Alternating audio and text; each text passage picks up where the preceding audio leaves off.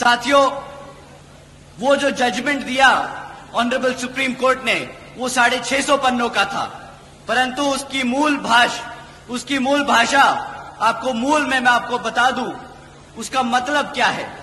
साथियों, उस जजमेंट के तहत अब राज्य की सरकारें SC/ST के अंतर्गत अपने राजनीतिक लाभ के लिए अपनी मर्जी से किसी भी SC/ST जाति को आरक्षण की सुविधा दे सकती है और अपनी ही मन मर्जी से उसको रिजर्वेशन की सूची से निकालकर, भले वो SC/ST हैं, बट उस SC/ST जाति को रिजर्वेशन के उससे निकालकर उनसे रिजर्वेशन छीनने का काम कर सकती है।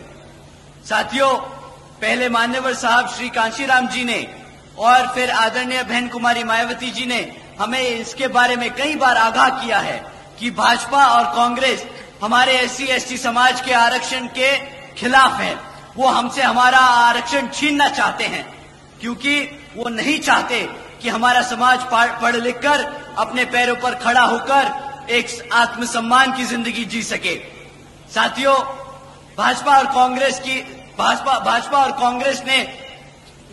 की ये सोची समझी साजिश है, जिसके तहत ये जजमेंट पास कराया गया है। देश से आरक्षण खत्म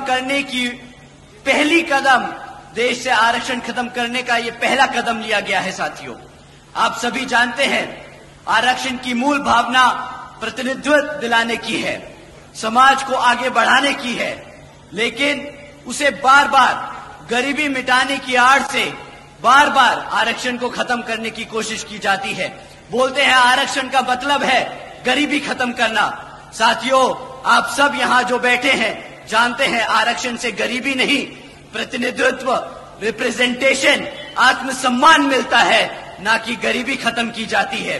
परंतु ये लोग बार बार इसे गरीबी खत्म करने की योजना बनाकर बार बार हमारे पिछड़े समाज को हटाने की, आरक्षण छीनने की कोशिश करते हैं।